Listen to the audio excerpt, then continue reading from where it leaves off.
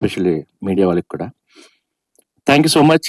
విరాటపాలెం 2022 రెక్కీతో స్టార్ట్ అయింది web series start చేయడం నేను. సో ఆ కంటెంట్ని ఎలా బిలీవ్ చేసి మేము నమ్మి ముందుకెళ్ళామో ఎంత పెద్ద సక్సెస్ అయింది మీ అందరికీ తెలుసు. అలాగే ఇప్పుడు విరాటపాలెం నేను ప్రీ లాంచ్లోనే చెప్పాను, కాంటెంట్ ఫస్ట్ టైం విన్న వెంటనే చాలా బాగా అనిపించింది. మళ్ళీ రెక్కీ తర్వాత చాలా కథలు విన్న తర్వాత ఈ కథ అలాంటి కిక్ ఇచ్చింది, మమ్మల్ని హాంట్ చేసింది అని చెప్పి. సో అది ఈరోజు ప్రూవ్ అయింది. అందరూ చాలా బాగుంది బాగుంది అని చెప్తున్నారు. నేను ఆ రోజు కూడా చెప్పాను, ప్రతిదీ సక్సెస్ నేను ఇవ్వలేదు, నాకు జీవాలు ఇచ్చారు. ఎందుకంటే ఫస్ట్ మేడం విని అది బాగుంది అంటే ప్రొడ్యూసర్ని చూస్ చేశారు, కాబట్టి ఈ క్రెడిట్ నాది కాదు, credit goes to Anu madam. Thank you so much madam. 2020 June 22 Recce release అయ్యి సక్సెస్ అయింది. 2025 June 26 Viratapalem success.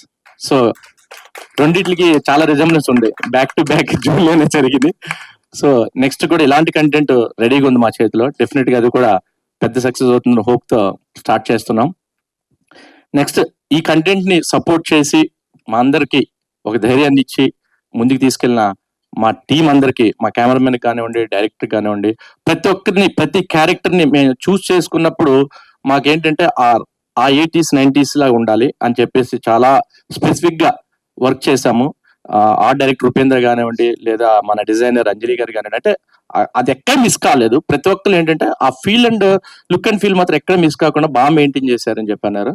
So thank you so much. మా అందరికి ఇంత సపోర్ట్ ఇచ్చి అందరూ మాతో కలిసి ఇంత సక్సెస్ ని ఎంజాయ్ చేస్తున్నందుకు ఐఎమ్ సో హ్యాపీ.